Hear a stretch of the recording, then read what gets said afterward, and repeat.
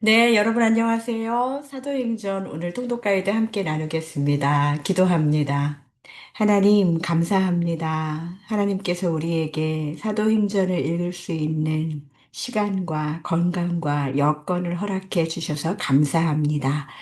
이 통독의 여정 가운데 성령께서 초대교회 가운데 어떻게 역사하셨는지 우리가 보고 깨닫게 하시고 우리도 그 믿음과 순종을 본받아서 복음의 증인으로 살겠노라 다짐 결단하는 시간이 되게 도와주옵소서. 감사드리며 예수님의 이름으로 기도합니다. 아멘. 네, 사도행전 우리가 함께 나누겠습니다. 사도행전은 누가복음에 이어지는 책입니다. 저자는 누가이지요. 누가는 데오빌로에게 이 책을 기록했습니다. 누가복음이 예수님의 사역을 기록했다면 사도행전은 부활하신 예수께서 성령을 통해 계속 일하시는 역사를 보여주고 있습니다. 그러니까 사도행전은 초대교회의 탄생과 성장의 기록입니다. 동시에 복음이 예루살렘에서 시작해서 유대와 사마리아를 지나서 땅끝까지 확장되는 과정을 보여주는 책입니다. 여러분들 이런 부분들을 잘 생각하시면서 자, 사도행전의 저자는 누구라고요? 누가? 네, 많은 분들이 바울로 아시는 분들이 있어요. 어떻게 보면 주인공 중에 하나가 바울일 수는 있겠지만 누가복음을 쓴 그 저자가 어떻게 보면은 계속 이어서 사도행전을 썼다. 우리가 누가복음을 읽고 나서 사도행전을 읽으면 흐름이 굉장히 쭉 이어지는 느낌이 들어요. 성령을 강조하고 기도를 강조했던 그 누가복음의 문체가 사도행전에 그대로 나와 있습니다. 그런 부분들을 보시면서 사도행전 읽으신 분들은 이게 그런 거였구나라고 느끼시면 되겠고 또 읽으실 분들은 이런 부분을 생각하면서 읽으시면 좋겠습니다. 사도행전의 저자 누가라고 말씀드렸어요. 제가 자주 누가복음은 누가 썼나요? 이렇게 물어보고 사도행전도 누가 썼나요? 물어보거든요. 네, 질문에 답이 있습니다.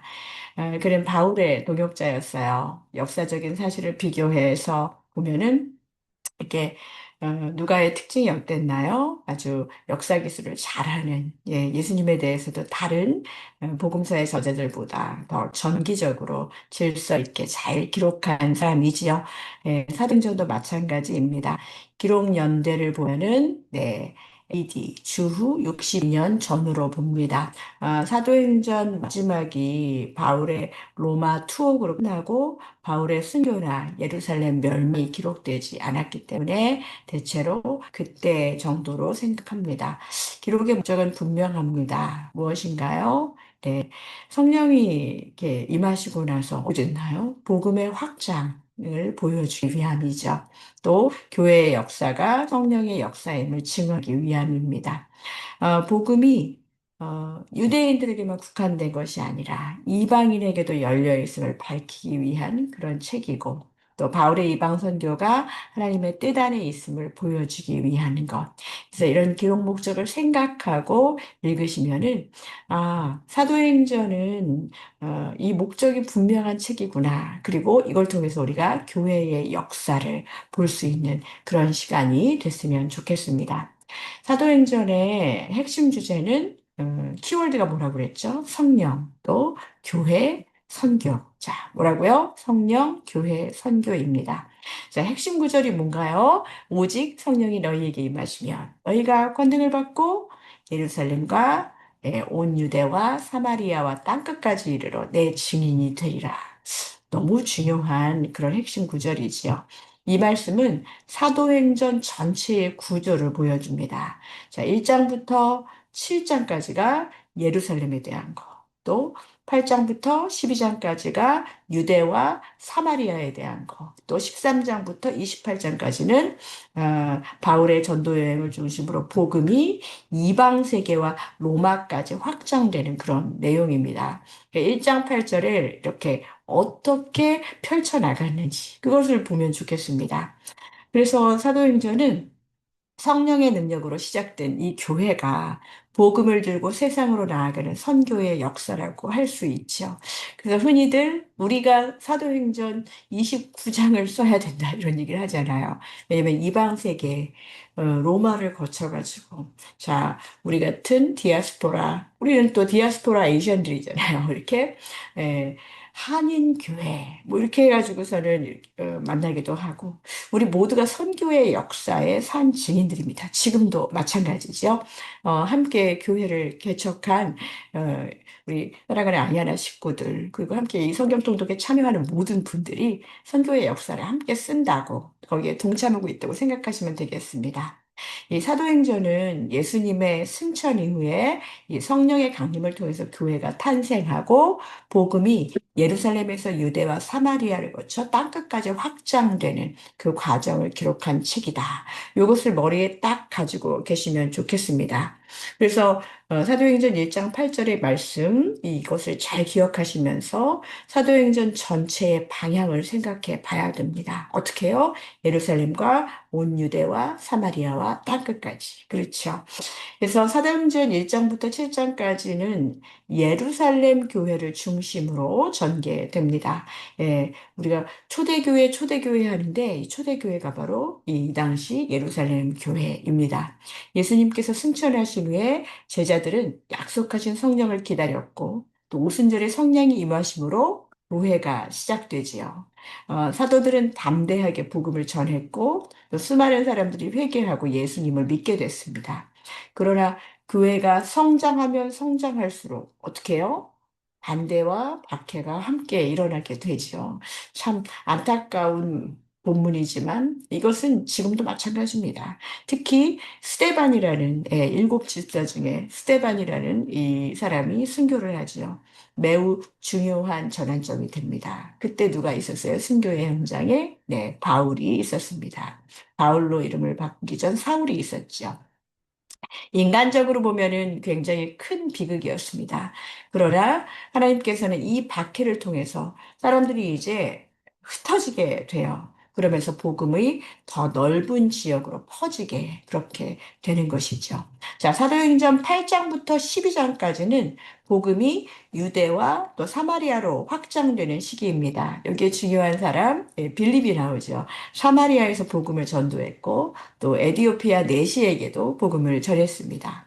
또 여기에 바울의 옛날 이름이죠. 사울이라고 하는 인물이 등장하는데 그는 처음에는 교회를 박해하던 핍박자였습니다. 그러나 담에색으로 가는 도상에서 부활하신 예수님을 만나서 진정한 회심을 하게 되지요.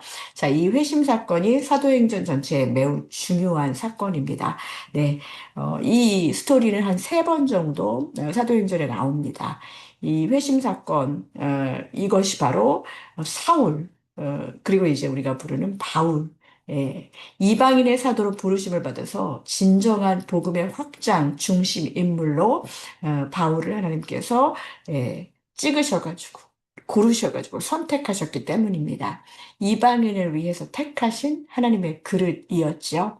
또한 또 베드로 사도 예루살렘을 교회를 중심으로 한 베드로를 통해서 이 고넬료의 집에 복음이 전해지게 되면서 하나님께서 유대인이었던 베드로를 통해서도 이방인에게 동일하게 구원의 문을 여셨다는 사실이 분명히 드러나게 됩니다. 이를 통해서 계속 깨어져야 하는 율법의 부분들이 있었어요. 이제 이런 부분들 사도행전에 그 자세한 교회의 이야기들은 우리가 이제 바울서신을 보면서 더 자세하게 다룰 수 있습니다. 이제 사도행전의 중심부인 바울의 전도 여행을 한번 살펴보겠습니다.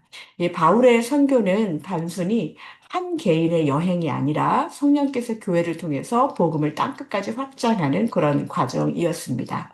모두가 몇 차례라고 하면은 사도행전에서는 세 차례, 세 번의 3차 전도 여행까지 여행을 하게 되지요. 먼저 1차 전도 여정은 13장부터 14장에 기록되어 있습니다. 이 여행이 수리아 안디옥에서부터 시작이 되지요. 자, 이 안디옥 교회가 금식하고 기도할 때 성령께서 바울과 바나바를 따로 세워서 보내라고 하셨고, 교회는 그들을 선교사로 파송하게 됩니다. 이 장면은 선교가 사람의 계획이 아니라 성령의 보내심에서 시작된다는 것을 보여주지요. 그래서 우리 1차 전도 여행 하면은 사실은 안디옥에서 어떻게 이렇게 쭉 도는 어, 과정을 우리가 보여주는데요. 안디옥은 여기 수리아 안디옥이 있고 비시디아 안디옥이 있어요. 근데 우리가 말하는 초대교회의 안디옥 교회라고 하는 데는 바로 이 수리아 안디옥입니다. 그래서 여러분들이 1차 전도 여행의 주요 경로를 한번 확인해 보시면은요.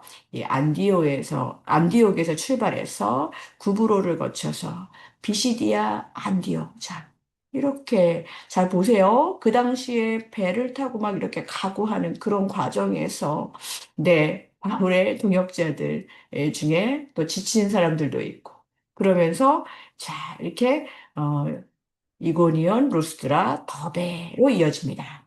바울은 각 도시에서 먼저 어디에 들어가서 유대인들에게 복음을 전했나요? 네, 회당에 들어갔어요. 사도행전을 읽어보면 바울은 계속 전도여행을 다니면서도 유대인들에게 복음을 전하려고 노력했습니다. 그런데 많은 경우에 자기의 동족이었던 유대인들의 거절과 반대가 컸습니다. 그때마다 바울은 이방인들에게로 나아갔어요. 이 과정은 복음이 이 유대인 중심에서 이방 세계로 본격적으로 확장되는 중요한 전환을 보여주지요. 루스드라에서는 바울이 앉은베개를 고치는 기적도 행하고 사람들은 바울과 바나바를 신처럼 여기기도 했어요. 그러나 그 분위기가 이렇게 뒤바뀌면서 바울은 신이 아니면 뭐냐 하면서 돌에 맞아서 박해를 당하고 그럼에도 불구하고 그는 물러서지 않고 다시 복음을 전하면서 제자들을 굳게 세웁니다. 자, 그러면서 여행의 마지막에는 각 교회들의 장로들을 세우고 하나님께서 하신 일을 보고하면서 안디옥으로 다시 돌아오게 되죠. 그래서 1차 전도 여행은 복음이 본격적으로 이방인에게 전파되기 시작됐다는 점. 그 처음에는 유대인 회당에 가서 이야기하지만 그게 안 되면서 하나님이 그 대상을 바꾸시죠. 선교가 기쁨과 열매가 만 있는 것이 아니라 때로는 박해도 동반된다는 점. 예, 우리 지금 개척교회에서 전도하시는 분들, 전도하다가 박해도 당하고, 박해라는 게 또, 요즘에 박해는 그런 거잖아요. 좀 무시당하고, 또 연락했는데 안 받고, 또 같이 한다고 약속했는데 그것을 저버리고, 뭐 이런 것들이에요. 더 많은 일들도 있지만, 여러분들, 그런데 하나님의 일을 하기 위해서 또 그 복음이 전파되는 데 있어서는 박해가 동반된다는 점. 사도행전 읽으시면서 우리 전도의 일을 하다가 낭패를 보신 분들이 계시다면 위로받으시고 거침없이 담대하게 다시 한번 도전하시기 바랍니다. 이렇게 하면서 각 지역의 교회가 세워지고 지도자가 세워졌다는 점에서 매우 중요합니다. 자, 그런데 1차 전도여행 직후에 사도행전 15장에 보면은 바로 또 2차를 간 게 아니라 예루살렘 공의회가 기록되어 있습니다. 자, 이것은 굉장히 중요한 일이에요. 이방인이 구원을 받으려면 유대인의 율법과 특히 할례를 반드시 받아야 하는가? 이것에 문제가 제기되었습니다. 이에 대해서 사도들과 장로들이 모여서 논의를 했어요. 자, 그런데 구원은 우리가 알죠. 율법의 행위로가 아니라 예수 그리스도를 믿는 믿음과 전적인 하나님의 은혜로 받는다는 결론을 내리게 됩니다. 자, 이 결정은 이후에 바울 선교를 가능하게 한 매우 중요한 신학적 전환점입니다. 만일 이 문제가 해결되지 않는다면 이방 선교 어떻게 해요? 율법 다 지키고 할례해야 되고 이런 다른 문화 이런 부분들을 어떻게 할 것인가? 결국은 비본질과 본질을 결의하고 이렇게 하기로 하다라고 했었을 때 유대인들이었던 사람들, 이 사도들은 자신이 믿고 있었던 전통을 내려놓는 그러니까 모든 일들을 하는 데 있어서 복음을 위해서는요. 나의 것을 정말 타협하고 나의 것, 복음, 정말 하나님의 이 말씀과 복음 이외의 다른 것들을 자꾸 비본질적인 것을 앞세우면은요, 자, 교회는 성장하기 어렵고 계속 시험에 들게 됩니다. 선교에 지장이 생깁니다.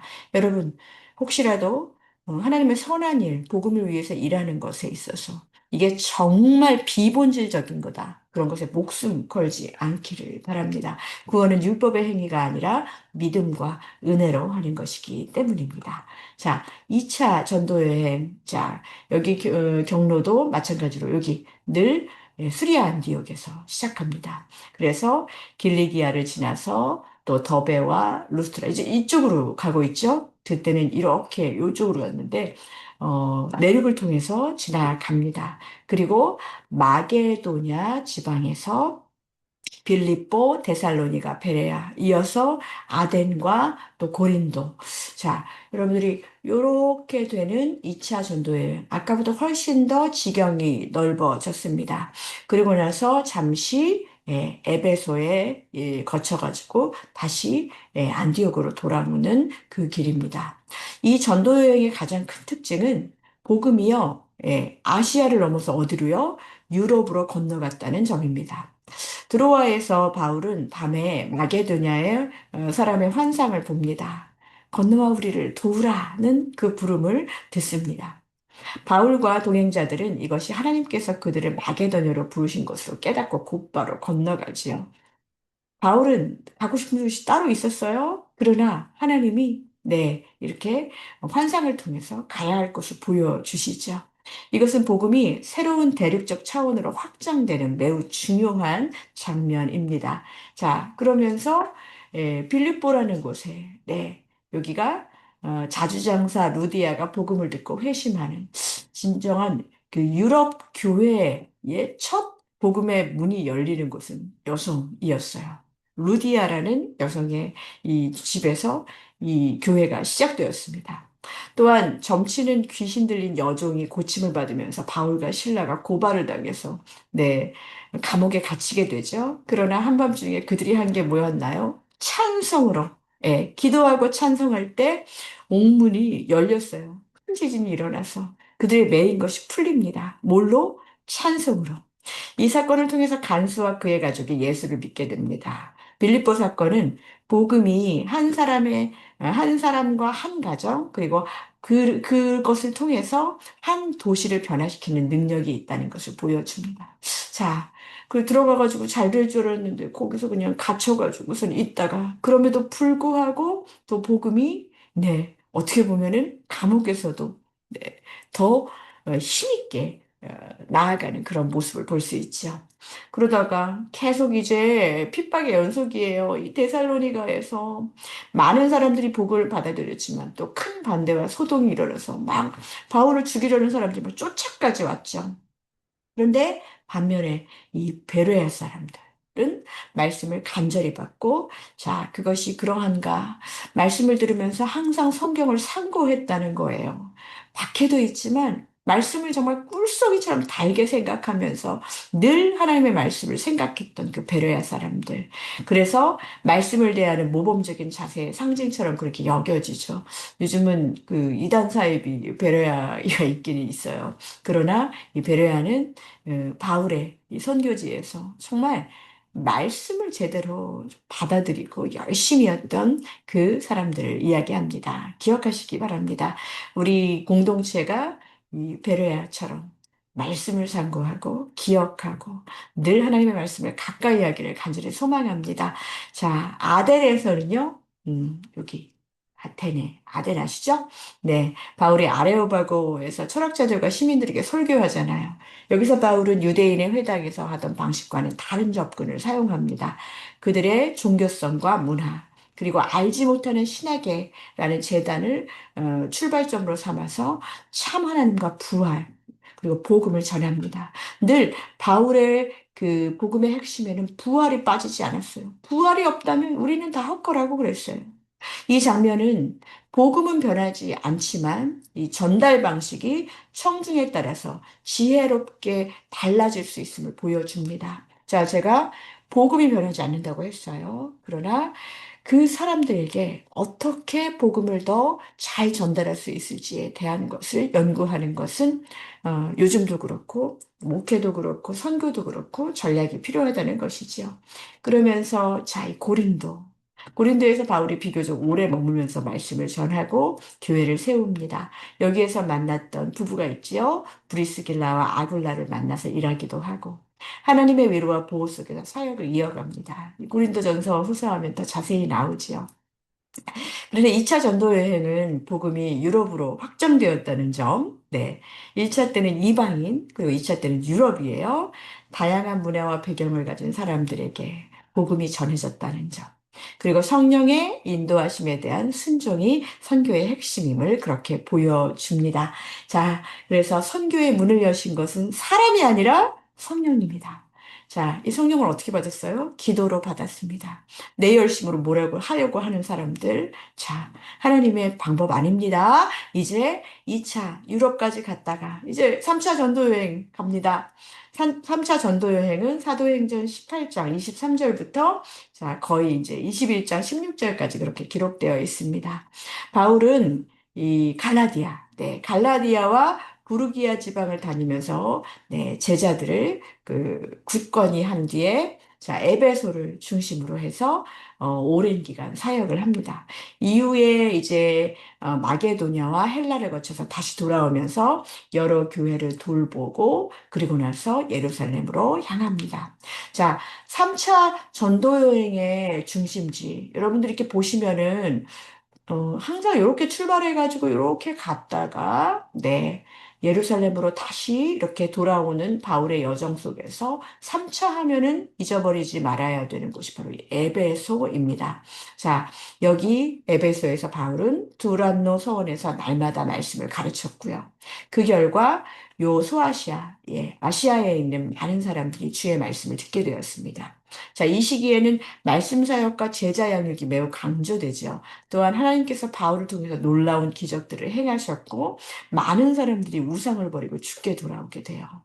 이는 복음이 단지 이 개인의 내면에만 머무는 것이 아니라 삶의 가치관까지 그리고 사회의 질서까지 변화시키는 그런 능력이 있음을 보여줍니다. 자, 복음의 전략. 일단은 대상을 넓혀요. 그 다음에 해야 될 게 뭐예요? 전도와 양육. 해서 견고하게 교회를 세워가는 그 과정. 그래서 에베소라는 이곳에 은장색 데메드리오의 소동이 일어나죠. 바울의 이 복음 전파로 인해서 우상 숭배와 관련된 산업이 위협을 받자 큰 소란이 벌어집니다.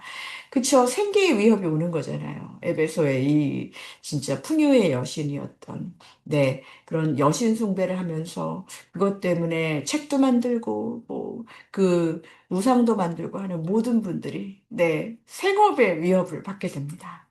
이것은 복음이 이 도시의 문화와 경제 구조까지 흔들 만큼 강력한 힘을 가지고 있음을 드러내지요. 그들은 복음 때문에 그것을 버리고 또 불살릴 수 있었어요. 이후 바울은 이 마게도냐와 헬라를 방문하면서 교회들을 격려하고 또 드로아에서는 또 유두거 사건을 경험하지요. 졸다가 이렇게 떨어진 사람. 또 밀로도에서 슬픈 작별하지요. 에베소 장로들을 불러서 마지막 권면을 하면서 울던 그 모습이 저도 그 장면 읽으면서 늘 눈시울이 적셔집니다. 이 밀라도의 고별 설교, 바울의 목회적 심정이 가장 깊이 드러나는 장면 중 하나이죠.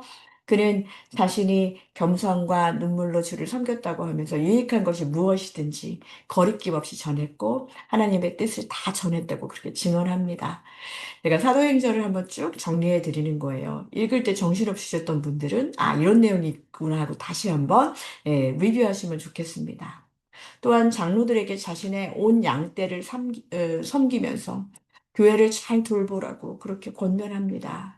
그러면서 주는 것보다 받는 것이 더 복이 있다. 그렇게 말씀을 전하면서 사역자의 자세를 가르치지요.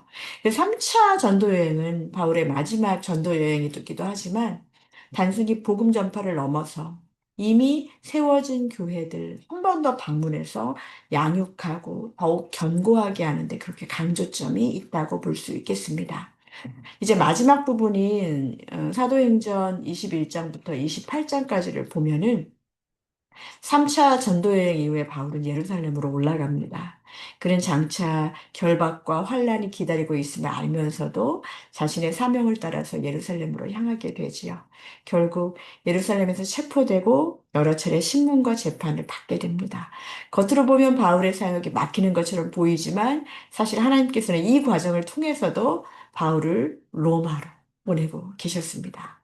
바울은 그래서 가이사랴에서 총독들 앞에 서게 되고 결국 가이사에게 상소함으로 로마까지 가게 됩니다. 로마를 가는 도중에 큰 풍랑을 만나게 되고 파산의 위기를 겪기도 하지만 하나님께서는 바울과 함께 하시면서 그를 보호하십니다. 이 과정은 복음을 전하는 길이 언제나 순탄하지는 않지만 하나님의 계획은 어떤 위기 속에서도 멈추지 않는다는 사실을 보여줍니다. 아마도 아야라 교회가 이 통독이 끝나고 그러면 사도행전을 다시 한번 볼 수 있는 기회가 오지 않을까 싶습니다. 이제 막 1년이 지나서 걸음마하고 옹알이하는 교회들에게 이 사도행전은 정말 교회의 역사를 보여주는 것입니다. 오래된 교회를 다녔지만 나는 이제 내 안에 견고한 교회가 세워지면서 교회로 살아가길 원하시는 분들 사도행전 부지런히 읽으십시오. 사도행전은 바울이 로마에 도착해서 담대하게 하나님의 나라와 주 예수 그리스도에 관한 것을 전파하는 장면으로 끝나게 됩니다.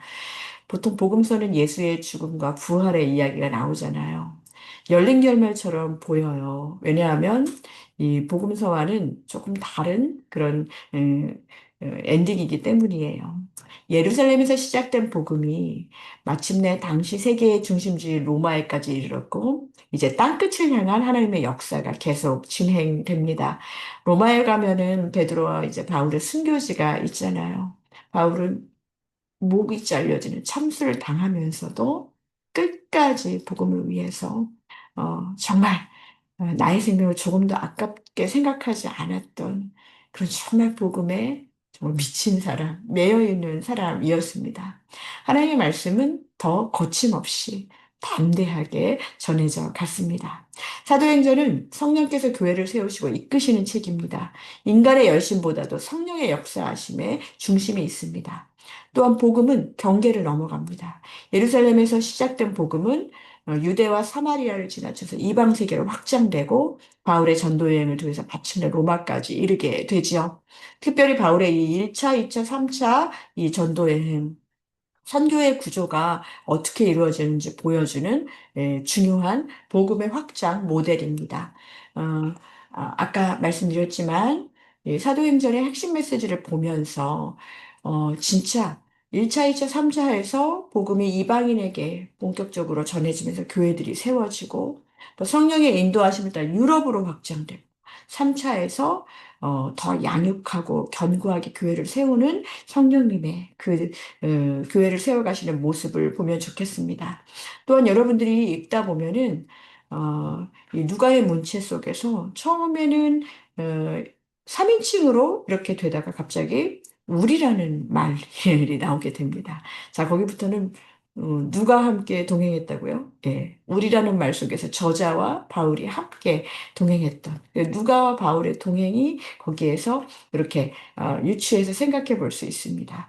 네, 여러분들이 16장 쯤에 가면은 그 인칭이 달라지는 부분들 볼 수 있을 것입니다. 그것을 보시면서 저자가 바울의 마지막까지 이렇게 견고하게 누가가 의사였잖아요. 함께 했었던 그 모습을 여러분들이 보실 수 있게 되실 것입니다.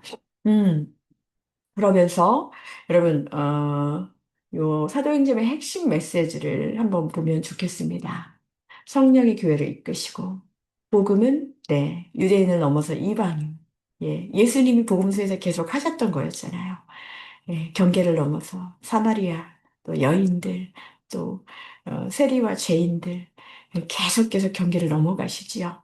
그러면서 선교를 통해서 당하는 그 고난은 장애가 아니라 복음의 확장이고 통로였다는 것.